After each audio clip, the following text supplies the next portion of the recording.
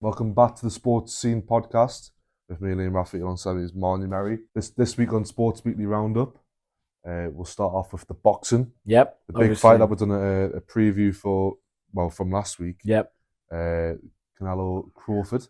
What do you think of it? Because it was a bit of a surprise to me that I wouldn't say poor Canelo was, but it was a bit of a shock that, for me, that's seen Canelo fight in the past.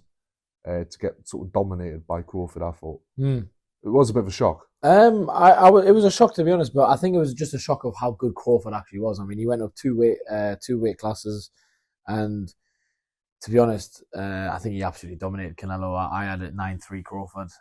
Some of the scorecards, I think there was a 115, 113 there in the scorecard. I think that was an absolute disgrace. But Canelo tends to sort of get a little bit of favour from the judges, so. I thought Crawford performed absolutely fantastically. There's been a lot of debate, obviously. Do you think there was a certain point where, do you think sort of Canelo maybe gave up, would you say, and sort of accepted defeat? Probably the start. It felt, I think the game plan from Canelo was that, he's obviously gone 2 weight classes, Crawford, and he's put a lot of muscle on. Obviously, he did look like he was in good shape. I'm not going to take that away from him, but, he's still a lot of weight. And he never fought on that weight before. No, of course. So he thought, he probably was thinking, I'll let him gas out in the first few rounds, and then I'll just knock him down the end.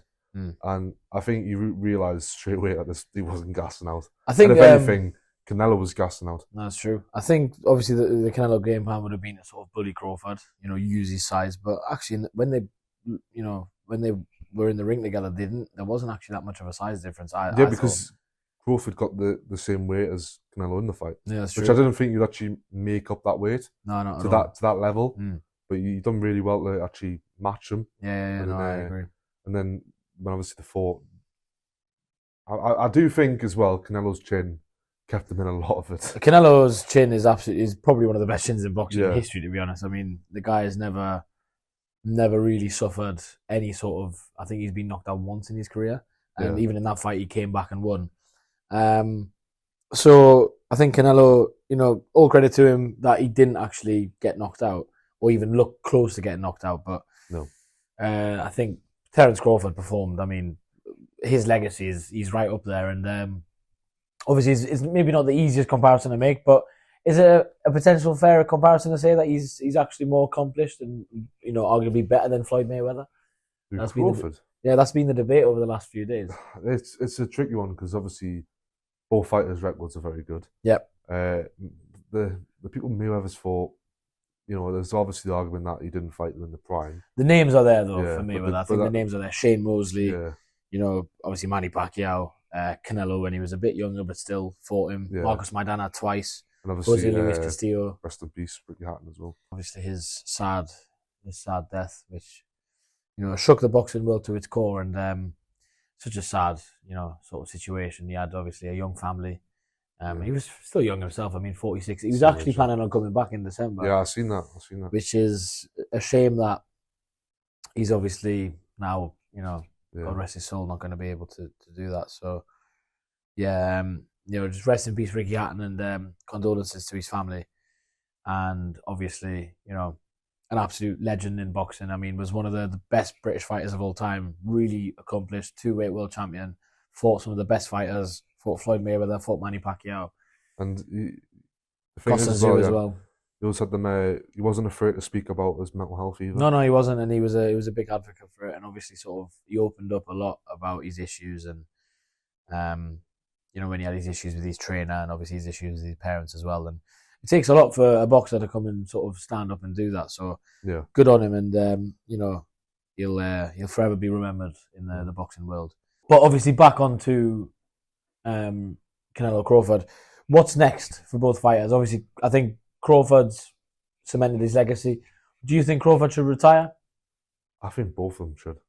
That's interesting. I mean, there's obviously the rematch clause for Canelo. Canelo now is at this point where if the rematch and he does well, fair enough. But if Crawford just beats him again like the way he done, then what is the point for Canelo? Because where does Canelo go? He's obviously achieved what he's achieved in the past. Now it looks like he's not too bothered because he's got the money there. He doesn't need to have that sort of what's the word, like sort of Doesn't need to take the risk. yeah, to take them fights anymore. And he doesn't. Obviously, I'm not going to like sit here and slate him, but it looks to me like he's not as interested as he once was. Okay. So if he's just at the payday, then what is the point? Just you can say. I mean, the only other fights for Canelo you could argue would be a Dimitri Bivol rematch, which I just don't think would go well for him at all. Yeah, I think Bivol would. I don't think it would have went well for him anyway. I think Bivol would probably do him worse. David Benavidez, which is an absolutely sort of a nightmare matchup for him, and as a fight that fans have actually accused him of sort of avoiding for a few years now. And the other one would be the Crawford rematch, which, as dominant as Crawford was, I mean, how much can Canelo really change to sort of sway that up in his favour? That would be very interesting. But I think a lot of the boxing world were wrong, to be honest, to think that a lot of them doubted Crawford. I myself doubted Crawford. I'm a big fan of Terence Crawford, but I just thought jumping up 2 weights, I thought he would have suffered, but no, he didn't. I mean, he didn't at all, really. For Terence Crawford, as you say, there's nothing much he can really do either. Another thing with Canelo is that when he actually landed shots, Crawford didn't really feel him. Crawford, he just stepped back slightly. Didn't really. But then shake him. Canelo didn't go for it at the same time because he would just back off as well. But I think Crawford fought defensively. Yeah. And I think very smart. Yeah, it was very smart, and he was never really going to go for that knockout. It was just about making sure that he was winning the rounds. Yeah. Some of the rounds were very close, but obviously Crawford edged a lot of them, I thought. And for me, it was, as I say, I had 9-3 Crawford, and I've only watched it once. But I mean, when I watch it again, I might score it differently. But for sure, Crawford won that fight. Moving on to, obviously, yesterday, the press conference for probably the biggest British fight of the year, probably one of the biggest British fights in the last 10 or 15 years. The big rivalry, Chris Eubank Jr. against Conor Benn. Yeah. Did you see anything from the press conference? I didn't see it because I went to football. Okay, so you obviously went to Liverpool. Was a bit controversy there. I did see that Eubank Jr. and Eddie Hearn had a bit of a back and forth. Yeah. Seems more like them two are fighting more than I'm excited for the fight, though. It's going to be a great fight. Chris Eubank Jr. has got Bomac, who was Terence Crawford's trainer, back in his corner now. So that's going to be quite interesting to see. Bomac has said that we aim to finish Conor Benn this time. It's going to be interesting because obviously Chris Eubank again will drop the weight. Conor Benn will put on the weight, but will he maybe feel better this time because he's going up again?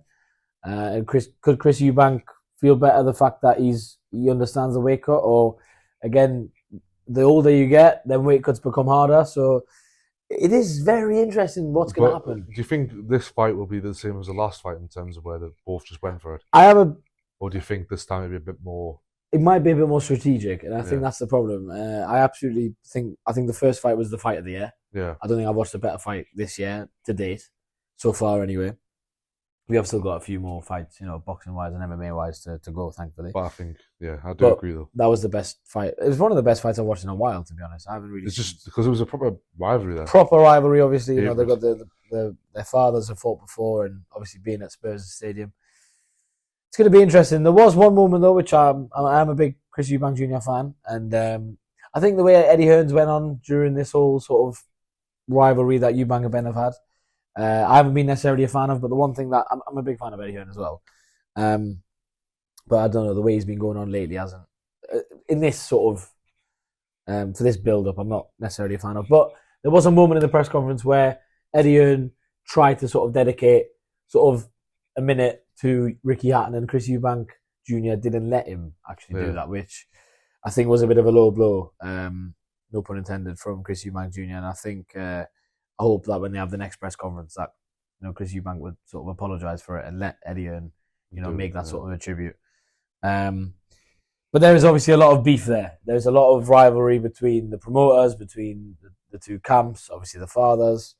Nigel Benn was there, Chris Eubank Sr. wasn't there, but obviously Chris Eubank Sr., from what we've seen in the last few months, seems as if, obviously Senior and Junior now are getting on together, so that's obviously a very good thing. I mean, and it's going to be interesting to see what happens. Obviously, we'll be covering the build-up for sure. It's a big fight, and it was supposed to happen actually this weekend. Yeah. Was the original sort of scheduled date. It then in the end got pushed back 2 months to November 15th. So that will be very interesting to see what happens in that one. And obviously we'll do a massive preview for it close to the time. 100%. Moving on to MMA. Obviously we watched just before the Canelo Crawford fight. We watched Diego Lopez against Jean Silva. Yeah, it was a massive rivalry between the pair of them. Diego Lopez emphatically knocked out. Yeah, it was John Silva in the second round. I mean, UFC not check card. Looking at the aftermath of it as well, it was a bit mental. It was really there was a lot of hatred between the two.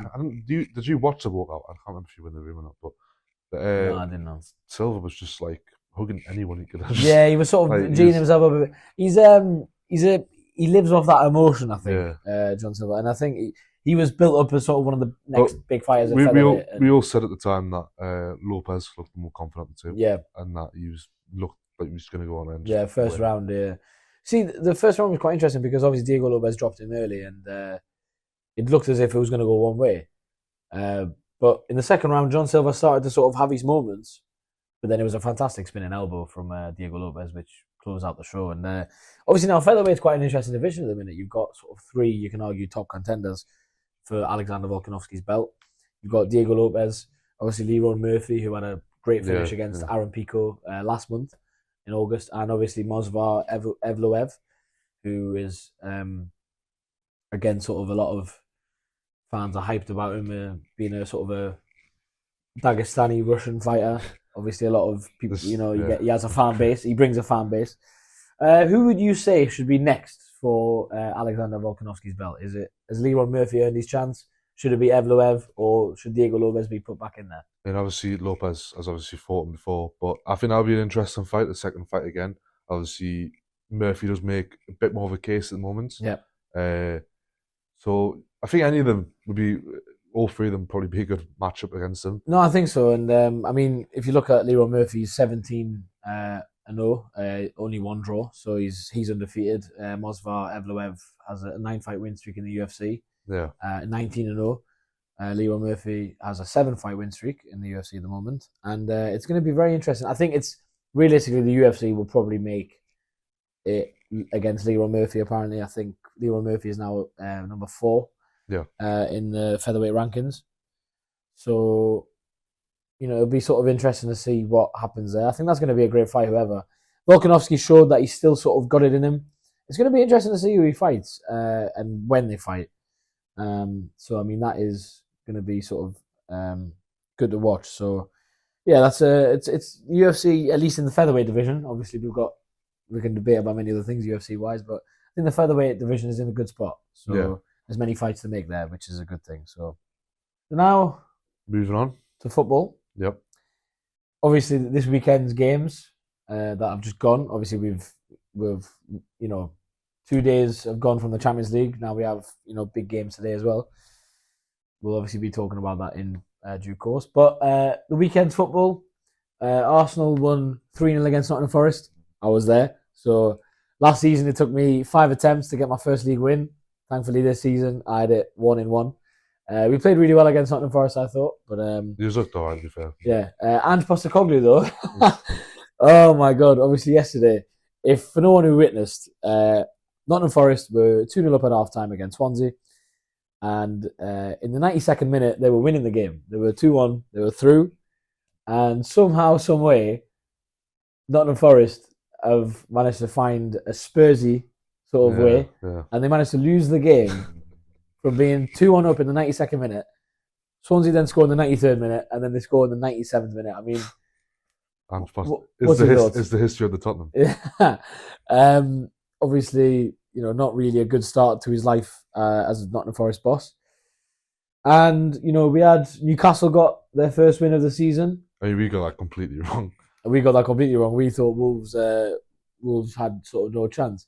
Speaking of Wolves, briefly, obviously, I think we can all agree that they are probably a contender for relegation. Yeah, I do think they'll go down. The interesting thing is, I don't know if you've seen that they've actually agreed to give Vito Pereira, who, he did a really good job last season. They've agreed to give him a 3-year contract. So, what's your thoughts on that?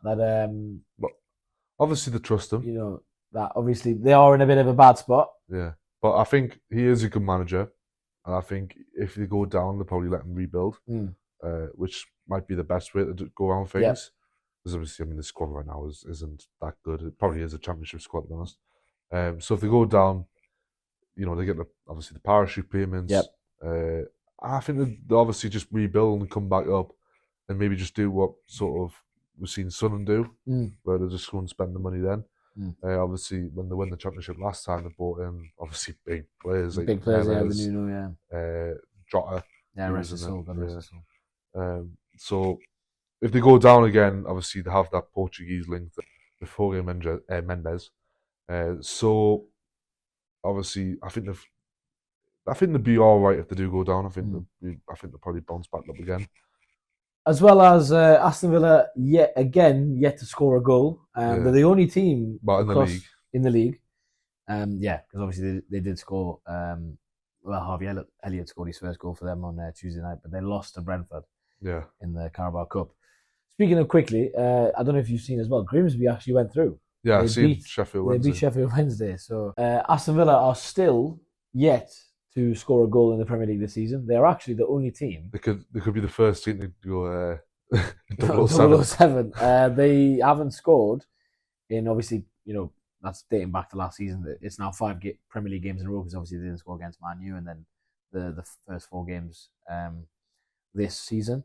They're the only team across the 7 divisions in England to have not actually scored a goal, which is genuinely mental. And you know, they have a big game coming up on Sunday against Sunderland. Stadium Light. Do you think they'll get their first goal in that game? They could. They should really. But, yeah. Sunderland are obviously doing quite well at the moment. Obviously, got a very good point away. Great point against Crystal Palace away, something that we were very wrong about. Palace didn't look very good against Millwall either. No, went through though. Yeah, but it was still obviously a tough game for them. But it was still a strong lineup Palace put out against Millwall. No, it was, yeah. So, you know, maybe they're in a bit of dip of form right now. Obviously, we mentioned last week they lost, obviously, Eze, and they were about to lose Gay, so maybe there's a bit of tension there behind the scenes. But, you know, back in the same light for Sunderland.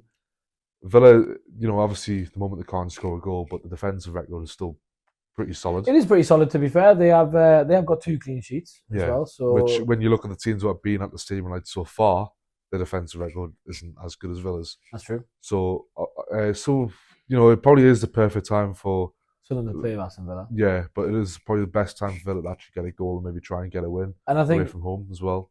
As you say, I think it's a good time for both teams. You can say, because Villa obviously they're desperate for a win or at least a goal. And a newly promoted team away from home, it will be a difficult task. But they would probably look at it and think, right, this is where we need to pick up our first 3 points of the season. Yeah. But as you say, on the other hand, I think Sunderland as well, they'll look at it and think, you know what, we'll give it a good go. We're in a good spot. Let's give it a good go, and if they can get 3 points, then the thing is, massive for them. The thing is, well, if Sunderland beat Villa, then you know that's a statement win for them. No, it Obviously, they haven't really played any sort of big teams yet. Yeah, like well, being disrespectful to obviously the 3 or 4 teams have played so far. They haven't played one of the traditional Big Six. Yeah, but I know Villa aren't part of that traditional Big Six, but they are. They finished 6th last season, so yeah, and they've been in the top 4 in previous seasons. But it is the first proper test for them. Yeah, I agree. I think obviously West Ham will put up Brentford, obviously probably a relegation rival to them. Obviously Palace, like we mentioned, is a good point away from home, but it still should have probably got beat. Yeah, exactly. As well, obviously the 5:30 kickoff in the was a derby, a London derby. I was wrong. I thought it would be 1-1. You were a bit more closer to the scoreline. I said Spurs would win. You said Spurs would win 2-0, I think. They won 3. 3-0 in the end. So, Graham Potter, again, probably arguably back under pressure. How long do you think he has? And not long. There's actually reports from today. I mean, how reliable the sources are, we don't know. But there was links with Slaven Bilic potentially making a return to West Ham. I'm genuinely not lying, from what I've read anyway. Obviously, whether they prove to be true or not is a different case, but But Do you why? think that would be even a possibility for West Ham to go for a Slaven Bilic again? I could see them going for him. Really? Out of desperation, but do I think he would do good? Absolutely not. He's been out of football management for so long. Yeah. Obviously, the last time we seen him was West Brom. Was it the COVID season? Yeah, it was. Yeah, when he got sacked. And he got sacked like pretty much straight in. I don't think that'd be a good appointment, but I could see it happening just out of sheer desperation. And but you don't think Potter has long? I don't think Potter has long. And obviously going on to Sunday's games, Liverpool, how lucky they are, honestly, bloody hell. Burnley, obviously, I thought Burnley defended really well. I mean, they didn't make it a pretty game, but, you know, Burnley being the favourites to go down against, obviously, the Premier League champions who, you know, have massively improved their squad. I think Burnley had only one option in terms of a style of play on Sunday. And I think they did really well for 94 minutes. And obviously, Hannibal Mejbri, I mean, what is he doing? I mean, I think Scott Parker learned a bit of a lesson against Liverpool. Scott Parker's previous game against Liverpool was not very pretty, which in the end actually got him sacked from both. Yeah, so I think he had to change his style. Against Liverpool. I think we were still the better side on the day. Obviously, you'd want to be, but obviously against Burnley. But I still think they were playing for the draw. They were so close to it in the end. But the red machine carries on. The red machine, as well as obviously yesterday again, they scored another last minute winner as well. When is it going to end? When is it going to end? When are Liverpool going to stop scoring in the last minute? Right, nearly every single game this season, they've scored winners after the 82nd minute. Like what? How? What? You know what I mean? Unbelievable. This. Me as an Arsenal fan, I'm obviously hoping that it runs out at some point. So obviously, going on to, would you say it was an eventful Manchester derby? I mean, Man City I don't think they really played that well, but did they even have to? I mean, Amarin got to start this wrong. It was a disaster class from him. And again, he's back under pressure, you can say. And I mean, apparently he's only got 3 games left. So again, how long do you think Ruben Amorim has to save his job? Well, obviously the Liverpool game is coming up. Yeah. I think if they get absolutely twatted in that. Do you think that would be? Do you think that would be the last straw? Yeah. I mean, apparently, what I've read this morning was that there's 5 candidates apparently that Man U might look at to replace Ruben Amorim if they do opt to sack him. You've got Andoni Iraola, you've got Mauricio Pochettino, Gareth Southgate, who I think is actually the bookies' favourite. Oliver Glasner and of course Marco Silva. Why does Gareth Southgate always get linked with? I mean, obviously Gareth Southgate has good relations with Sir Jim Ratcliffe. But why? He's like, he hasn't been in club management since Borough. Yeah, which is 16 years ago now. Why bring him back in now after watch him? Well, it's not a failure with England because obviously you got in finals and stuff like that, but you can never turn up for the big occasion. Which was the finals. So why bring him in Man United? Do you think that Amorim has long? No. Would you I mean, they've got Chelsea this weekend at home, and I think you'll probably survive that. You think? I think if they get beat at Liverpool, I think that's when the cut-off point is. That's obviously we've got some big games this weekend, though. Yeah, we have 3 really big games. Yeah, so obviously we'll get onto them as well, and of course the Champions League. Obviously there are still games to be played today, so we will do sort of quick previews for them, but reviews of Athletic Bilbao against my team Arsenal. Also, Union Saint-Gilloise got their first ever win in their Champions League campaign. As well as, I don't know if you've seen this morning or last night, Jose Mourinho is now back in football after, 2 weeks after getting sacked. Benfica sacked their manager, Bruno Lage. Yeah, can I just, sorry. Okay. Fuck Benfica. Losing my acca. So obviously... I got Liam's words there. So I got Juve. Yep. 4-4. I put that as a draw. What a game that was. I put Real Madrid on. I put Spurs on. I put Benfica on. And Benfica were 2-0 up. Literally, Real Madrid scored and brought it back 4-4 in the Juve Dortmund game. Yeah. And then Benfica bottled a 2-0 lead. Which is... cheers, guys. Which I think Benfica's president, Rui Costa, must have agreed with Liam, basically. And then obviously they ended up sacking Bruno Lage. Now they got Jose Mourinho back. That's going to be really interesting. It was an interesting one because Jose Mourinho was at the Porto game the other week. Yep. Not the other week, sorry, it was last week. Yep. So it's a bit an interesting one to see him at Benfica, obviously a Porto legend. Yep, as well. So it'll be... The thing is with Mourinho now is that it's not the Mourinho of like 20 years ago. No, it isn't. This Mourinho right now, you're literally going to get one season out of him. If you don't win a trophy in the first season, it's going to be absolutely disaster. Look, yeah. And I mean, to be fair, last season, obviously, he didn't do too bad at Fenerbahce, but again, Galatasaray did win the league. Yeah. And with Fenerbahce, he didn't qualify for the Champions League. So they ended up sacking him.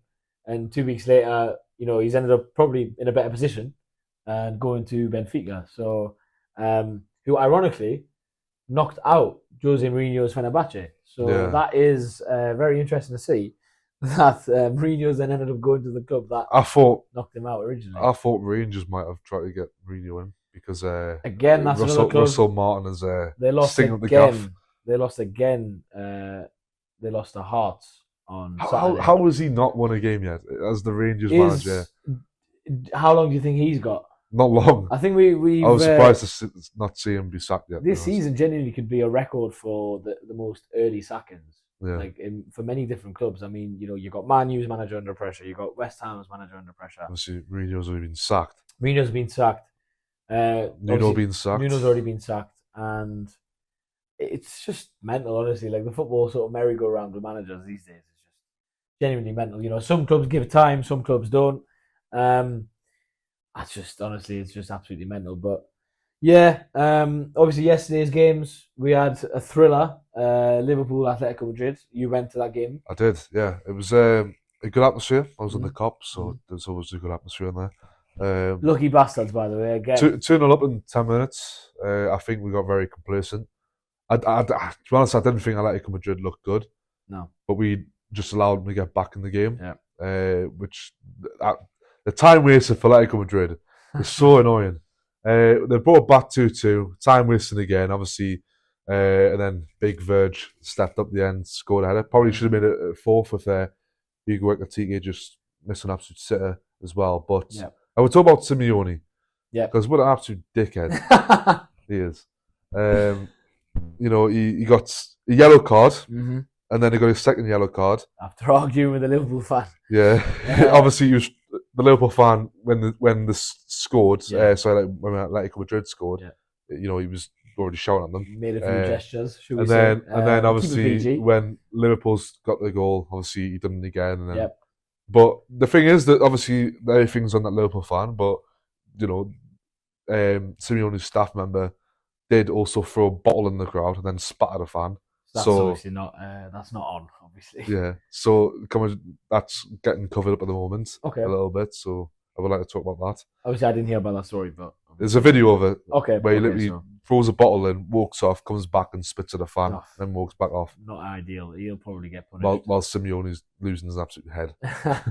I mean, obviously, we're going to play Atletico Madrid soon in the Champions League as well, and it's been sort of built up as the Haram Ball. Yeah. Between Arteta and Simeone. The Argentine Arteta versus the Spanish Arteta. It's going to be interesting to see. But obviously, it was a bit of an entertaining game in the end. I mean, by the way, Marcus Llorente absolutely loves playing at Anfield. I mean, he scored 2 goals when he's lost against them I don't know what bro, 5 years ago. I don't know why bro hates us. And obviously 2 goals last night as well. And I mean, the second goal, it took a bit of a deflection, but still really well hit, his volley, to be fair. Yeah. And I mean, Atletico Madrid have started really poorly. I would have expected Liverpool, to do a bit better. But in the end, Liverpool got their first 3 points in the Champions League. I mean, do you give Liverpool a good chance of getting their 7th Champions League this season? I would rather us win the league, than the Champions League, but I would obviously like to win both. Yeah, of course. Wouldn't be bad, would it?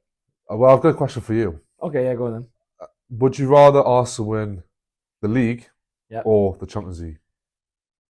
I mean, I prefer both, as you say. But if you had a gun on my head and you said pick one, I think at the moment, because of how close we've been getting in the league in the last 2-3 seasons, I would probably pick the Premier League. I think with the Champions League though as well, it would be an absolutely massive achievement for us to do so. I mean, we haven't won a Champions League in our history. I think Mikel Arteta made arguably a bold claim, which I actually do agree with, that Mikel Arteta claimed that Arsenal are the biggest club to not win the Champions League, which, if you analyse the other clubs that haven't won the Champions League, I actually agree with him. Who else hasn't? I mean, Let's see. majority of clubs have, to be fair. That's the thing, isn't it? So Yeah. I think we are probably the biggest club not to have made that final step. I mean, obviously in England you've got Liverpool, Man United, City, Yeah. Villa, Forest. City won it, Forest won it, obviously Chelsea won it.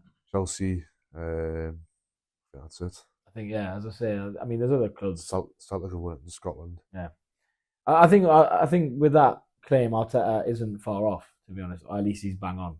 And then obviously you've got Ajax, Bayern, Dortmund, Real Madrid, Barcelona. Real Madrid, Barca.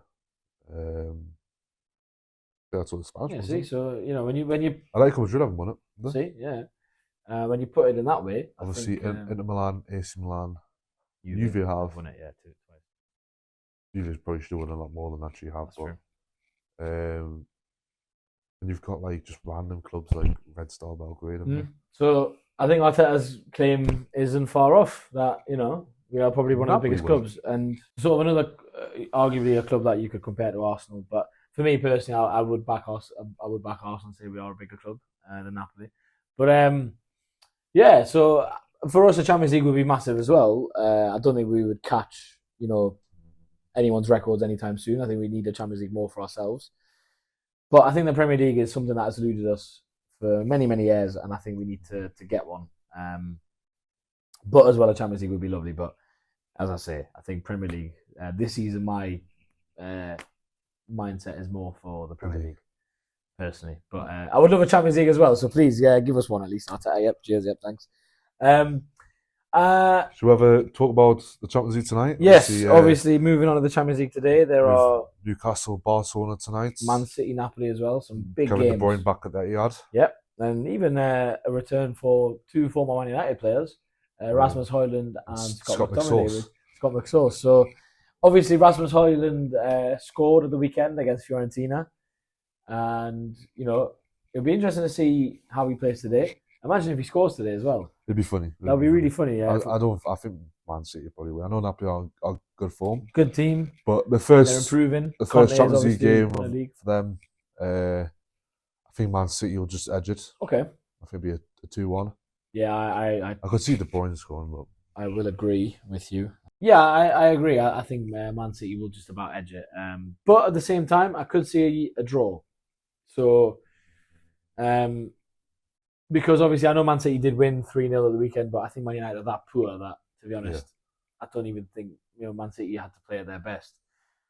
I'm gonna slightly disagree. I'm gonna go with a 1-1. To be honest, I think actually Napoli might get a draw, which will be quite a good result for them. And obviously Man City will want to win the game, but maybe not as bad. Obviously they've got a very tough game against my team Arsenal on Sunday. But the big game that is sort of around where we live, which we'll definitely be tuning into today. Yeah, Newcastle, Barcelona, I think.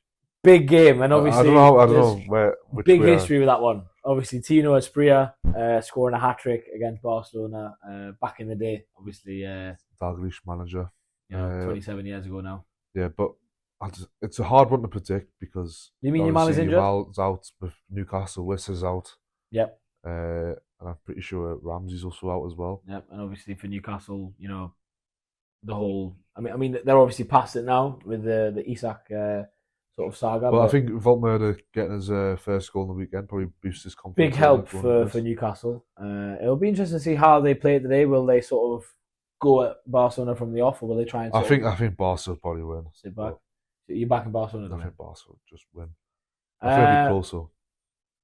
I don't know. Really, I keep changing my prediction sort of every other few minutes. I think Barca. It depends how Barca approach the game. I think if they, make the mistake that sort of PSG made a couple of years ago and underestimate them, I think they could lose. But if they respect them the way that sort of Dortmund and AC Milan did, I think they more than likely should be able to find a way to win. I'm going to back Barcelona and I'm going to back them to win 2-1. Yeah. But even though I would like Newcastle to win, by the way, can I just make that very clear? I am not at all wanting Barcelona to win because I said Barcelona. I said that last week, to be fair. UEFA Lona, you know what I mean? Also, can we talk about how Spanish fans do not bring any away fans over? I mean, there's Obviously, Villarreal brought about 10 people. there was what 800. There's only 800 Barcelona fans allowed. I think there was I think they had an allocation of 600. Right. Because apparently Newcastle just didn't think they were going to sell out, and apparently they haven't sold out. That's, I mean, 600 tickets. Mental to me personally, because I was obviously at Liverpool Atletico Madrid yesterday. Their away fans were just a small section in the corner of the Anfield. It's very interesting to see because you tend just to get probably one block of fans. I mean, it's obviously a completely different sort of size of club, but I remember when I went to Arsenal Dinamo Zagreb last season. Dinamo Zagreb, I think they got 4,000 allocated and they filled out their section. So it's a bit surprising that sort of some of the Spanish clubs don't necessarily tend to bring. They bring it once to get. I think when they get the knockouts. Real Madrid didn't bring that many when I went to watch Liverpool versus Real Madrid 3 seasons ago now. I think it is. Interesting again the because 5-2 where I don't think they bought a lot more than Atletico did yesterday, but they still didn't sell out the whole away end. That's very strange for me, in my opinion, and a bit weird because I would associate Spanish fans being sort of some of the best.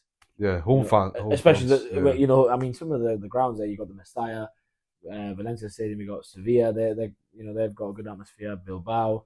I think, Atletico Madrid. I mean, there wasn't many Atletico fans in there last night, but they still made some noise. Okay, so I give them credit for that. Obviously, last week we did our Premier League predictions. Yeah. So I think the format we want to do it is you get a point if you get a team correct. Okay, so the team that wins, or if you say draw. 3 points if you get the scoreline correct. Okay. So starting off, we predicted Arsenal beat Forest 3-1. Both of us said that. In the end, you managed to keep a clean sheet. It was 3-0. Arsenal have only conceded 1 goal this season. So interestingly, that was from a fantastic Dominic Szoboszlai free kick. So we still haven't actually conceded from open play either. So I do think though City will score on Sunday, but obviously we'll get into that. Arsenal actually keeping a clean sheet. So both get a point for that. Yep. Moving on to the next game, Bournemouth versus Brighton. I actually predicted it spot on. Yeah, I said 2-1. Yeah, I predicted it Desmond. So 0 points. Liam's are now on 4. Moving on, Palace versus Sunderland. We both got us horribly wrong. I said 3-0. You said 3-1. Yeah. In the end, it was a 0-0. It was a 0-0. So Robin Roofs was absolutely fantastic for Sunderland. So obviously they'll be hoping that he keeps up that good form. So it was a solid 0 points for us in that one. Yep. Moving on, Everton versus Aston Villa. Yep. I said 2-2. You said 1-1. In the end, it was 0-0. So we got the draw right. But I'm on 2 points. Liam's on 5. Yeah. Next game, Fulham versus Leeds. I said 2-0. And you said 2-1. In the end, it was Fulham 1-0. 1-0. So we obviously both get points. Yeah, it was just a point each. But actually, Fulham were a bit lucky in the end. Leeds, I mean, Gudmundsson. It's such a strange home goal. It's as if it's a good finish if you're a striker, but obviously Gudmundsson has headed it in the wrong end. And Leeds have only scored 1 goal in 4, and they've got a big game coming up this weekend, which we will obviously preview. Yeah. So that's going to be. You can argue it's a 6-pointer already, really, but Fulham's. It was a good win for Fulham. I mean, obviously, last minute winner. I think it's their first win of the season as well. Obviously, that was Fulham's first win as well. So moving on to Newcastle Wolves. Yeah, so Newcastle Wolves. I said 4-1. You also said 4-1. In the end, it was a 1-0 win for the Toon. Yep. Just about got there in the end. I think Newcastle. We get a point for that, but even though we got it horribly wrong. Yeah. Moving on, West Ham Spurs. I got this more spot on. Not really, because I said it was 2-0, and then it was 3-0. But I got it closer than you, so it's another point for me. That's true. I was horribly wrong with my prediction. Spurs. Obviously, it was 0-0 at half time, but Spurs in the second half improved and they won 3-0. So next up, Brentford Chelsea in the end 2-2 draw. It was a good point for Brentford. Yeah, it really was. Good point for Brentford. We both backed Chelsea to win. I said 3-1. Yeah, I said 2-0. Yeah, so 2-2 in the end. So again, wrong. not really the way we want to start. This is probably my other big wrong one I got. So obviously, I said Liverpool beat Burnley 4-0. Yep. In the end, it was a 1-0 win. Just about 1-0 win. You got it closer. You said 2-0. Yeah, I thought if Liverpool scored the first goal quite early, they would have been able to control it. But the longer the game went on, it didn't look as if they were going to score. I mean, they played a lot better second half. I think first half you were quite poor. Yeah. But second half they made more chances. I still think we dominated the game though. Yeah, you were the better team. But I think from a Burnley point of view, I think the red card might have just changed it a little bit. But even with the red card, I mean, Hannibal has just completely cost his team there, and obviously it's an Burnley unfortunate want to try one and stay up, but when you have, you can't. I feel a bit sorry for Scott Parker. What can you do? How can you? Yeah. You can't. You shouldn't have to tell your player, don't put your arm up like that when there's a cross going in the box, because it's obviously going to be a penalty if it hits your hand. It is an unfortunate one because obviously he's a handball, but he's not like done it deliberately. He's just obviously trying to block him. Yeah, but it's a big 3 points for Liverpool. Obviously, it's sick enough for Burnley, which they have a good opportunity to get get back to winning ways this weekend, which we will obviously talk about. The last game was the wrong Manchester derby. We both said it'd be a draw. I said 1-1. You said 2-2. In the end, it was a 3-0 Man City win. We believed in Ruben Amorim, and I don't think I'll be doing that anytime soon. So that's. So last week I finished on 9 points. You finished on 5. So not the best week, but obviously still a long way to go. So it'll be interesting to see. Obviously, Liam has won this week. Yeah. It'll be interesting to see what the sort of results are next week. So that's 1-0 to me so far. Yeah, that's good on you. Well done. Cheers, mate. Thank you. But I mean, I think the Bournemouth one has absolutely massively helped you there. You didn't get one correct, did you? I didn't get an exact score correct, unfortunately. So, yeah. Moving on to this week's. Do a bit better next week, that's for sure. So moving on to this week's fixtures. We've got some big games this week, and actually a lot of 50-50s, you can say. Yeah. So moving on to this week's fixtures, we'll start off with the Hartwell kick-off. The Merseyside derby, yeah.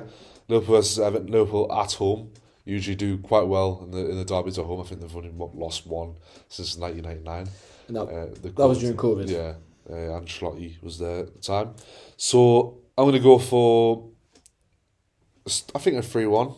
Okay, that's confident. I can see Everton scoring, but I still think we'll win. Do you think Isak will start on Saturday? I don't think he will. Okay. I think he'll come to the bench. I know he started last night, but he did, come off early in the second half. Okay. So I think he'll start Agatike. Agatike looked a bit more lively than Isak did for the majority of the game. I still think obviously he's building fitness and whatnot. So I think I'm going to go for 3-1.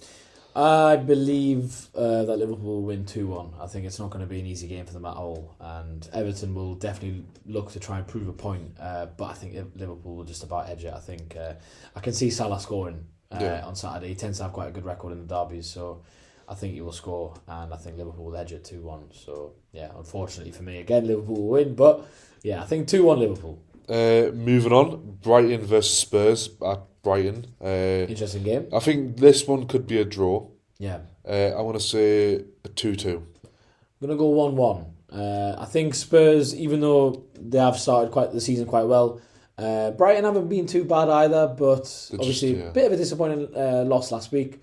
But I think Spurs, obviously, they had a tough game on Tuesday. They managed to see it through in the end, but I think Brighton will be a bit of a tough customer, and I think they'll get a point. Okay. So I'm going to go for 1-1. Next game, Burnley versus Forest. Right, this one's a tough one. Very interesting. Burnley at home, obviously, beating Sunderland. Yep. Could have got a point against Liverpool. Gave Liverpool a very tough challenge. Now got Andrews Forest.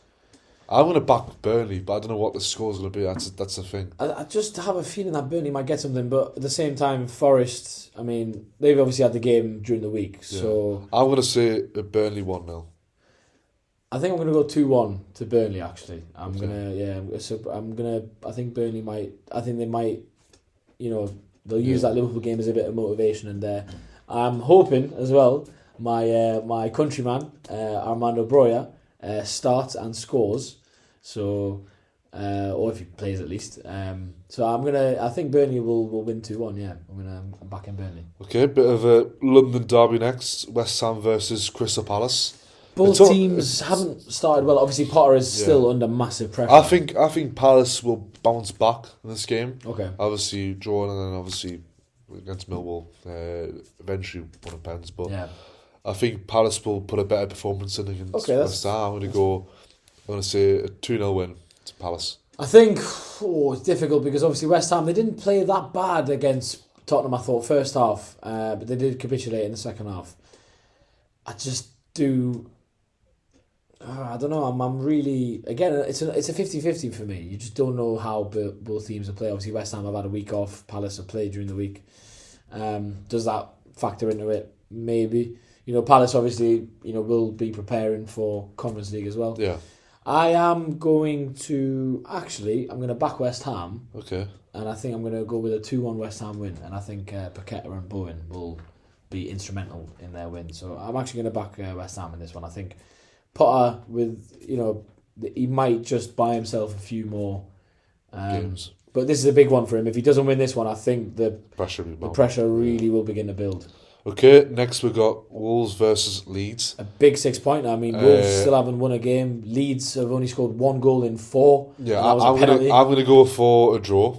Okay. I'm going to go for a crazy game, a 0-0. Really? Yeah. That's interesting. Leeds, to be fair, defensively haven't actually been that bad. They didn't defend bad against Fulham at all, and obviously they kept a clean sheet against Newcastle and Everton, which is not bad at all for them. The problem with Leeds is they can't seem to score goals. I'm going to go for a 1-1, to be honest. I think Wolves, maybe with now the new contract for Vitor Pereira, I think they might play a bit better, but I can see Leeds. I think Leeds will get a point, which keeps them going, but both teams do need a win to win, I think. I would have perceived this... I was speaking to my boss, who's a Leeds fan, actually, and I thought that if... I would have said beforehand that Vitor Pereira would have been under a bit of pressure if he didn't beat Leeds, but they've given him a new contract, so clearly they're backing him. I'm going to go for... Yeah, as I say, I'm going to go for a 1-1. Okay. Next game, one of the big games of the weekend. Yeah, Man United versus Chelsea at Old Trafford. Yeah. I'm going to back Chelsea. Really? I'm going to back Chelsea. I'm going to say Chelsea going to win 2-1.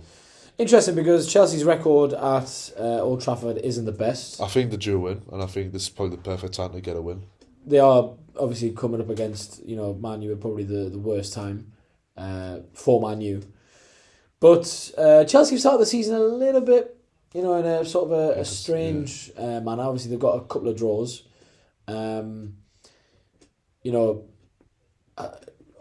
Interesting to see how that game plays out. I do think Amorim will buy himself a bit of time, though. I don't think that Man United will win, but again, a bit boring, but I'm actually going to go for another 1-1 draw. Yeah.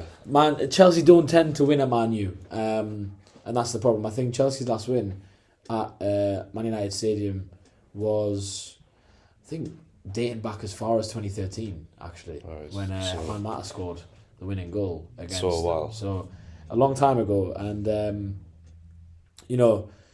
no matter how bad Man U tend to be, at home they tend to turn up in the big games, especially in the Ruben Amorim. So I think Man U will do enough to get a point. I think they'll draw 1-1. So, moving on. Yep. West London derby. Another London derby. Fulham versus Brentford. Very interesting, because I would have... It's at Craven Cottage. Yep. So, Brentford's away record isn't the best. No. Home they're all right, but I'm going to back Fulham to win. Yeah. I'm going to say it'll be I can see Brentford scoring. I'm going to say 2-1. I'm going to go for the same. I'm going to go for a 2-1 Fulham win. I think Fulham now maybe getting their first win of the season. They might kick them on. The thing is with Brentford, though, they seem to be picking up points. Probably could have got a point against Sunderland. On another day they would have. A great point against Chelsea and a very good win against Villa. So, but I agree. I do edge Fulham on this. And Fulham in the most recent in the head-to-heads have won more often than not. So I believe that Fulham will win 2-1. Okay. The Sunday fixtures: Bournemouth against Newcastle. Dodgy. Eddie Howe back at his old side. I think Newcastle's away record against Bournemouth is pretty poor. Newcastle's record against Bournemouth in general is very poor. Yeah, so I'm going to actually back Bournemouth to win. Yep. I'm going to say it'll be a 2-0. That's interesting. Bournemouth, I mean, for Newcastle, we are previewing this, hours before they play Barcelona. we don't know what sort of condition Newcastle will be in. Will it be off the back of a win? If they win tonight, I could actually. It probably change my opinion, but the problem is with Newcastle. Obviously we're doing this before the game. I might look stupid, but I think Bournemouth will win. I think Bournemouth might actually win 2-1. To be honest, I just think that Newcastle's record against them is a bit poor, and Iraola seems to sort of know how to play against Eddie Howe. Which is obviously not something that Newcastle fans want to hear. But if Newcastle had played maybe Tuesday or Wednesday, I think maybe they would have been able to sort of turn over a bit quicker. But I just think Thursday you're playing against a team where more than likely you're going to be chasing the ball for the 90 minutes. I think if when they play Sunday against sort of another team like Bournemouth who want to keep the ball, I do back Bournemouth here, and I think they'll win 2-1. I think Newcastle will score, but I do back Bournemouth. Okay, moving on to Newcastle's rivals, Sunderland. Aston Villa. Aston Villa. I think interesting game. I think Aston Villa will score this game. I'd be very, very surprised if they go 0-7. Sunderland defensively aren't bad at all. Yeah. But I do think Aston Villa will score, surely. I mean, you got Harvey Elliott there, you got Ollie Watkins there. There's enough firepower for Aston Villa to score goals. So, but I'm actually I'm gonna say it's a draw. Okay. I'm gonna go for a draw. I'm gonna say it's gonna be a 2-2 draw. I am going to back Aston Villa. Okay. I actually think they will get their first win of the season, and they will score their first goals of the season. I think they're going to win 2-1. Okay. And the final game. Big game. Stay humble. Arsenal versus Manchester City at the Emirates. Yes. Big one. If this was at the Etihad, I'd probably back Man City, but at the Emirates, I'd probably back Hughes. Okay. I'm going to say Hughes will win 3-1. It's early season. Well, if you want to consider Man City as a title contender, then that's fair enough. I think if we perform the same way we did against Nottingham Forest, I think we will completely outmatch City. I don't think it'll be 5-1 like last season. I think that was sort of a bit of a one-off. But I can imagine us winning. I don't think we will concede though. But I think it'll be 3-1 to Arsenal, even though the biggest problem for us is that Donnarumma is there. The two players I'm worried about the most are the goalkeeper and the striker. Yeah. Haaland always seems to score against us. There's obviously a massive rivalry between him and Gabriel, which is always interesting to see. I don't know actually Mosquera's been absolutely fantastic in the last 2 games. Is Saliba back? Saliba is available for selection, but again... It's another question. Mosquera's playing that well, but the problem is I think because of the type of person they're coming up against the league's best striker, I think that, Erling Haaland will probably score, I can imagine, but I do think we'll be better than City, and I think City's game today will impact them as well, because Napoli aren't an easy team. So I'm going to back us. I'm going to go for a 3-1 Arsenal win as well. I'd like to go more, but I'm not that optimistic. I don't think we'll... I just can't imagine us winning 5-1 again. I just don't think that will... Nah, I don't think so, especially with Rodri coming back as well. So. Right, so that's our predictions. Yeah, I need to try and be a bit better this week. So I think that's all for this week. That's all for this week as well, yeah. So fairly short one. Yeah, so please do like and subscribe. Yep. Also, let us know just like feedback on if we're clueless. Let us know, please. There's a few things that we've said so far on this podcast we've got horribly wrong. Well, yeah. So listen, we do appreciate anything that we get feedback wise, and please do like and subscribe because you know what I mean. It always sort of helps boost the channel. We will be making more of an effort. We want to make the videos as good as they can be. So. Please do give us any sort of advice and also any guests that you would like us to have because that's something that we'll definitely going to try and do in the near future.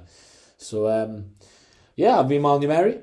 I've been Rafi. And that's it. Thank you very much, guys.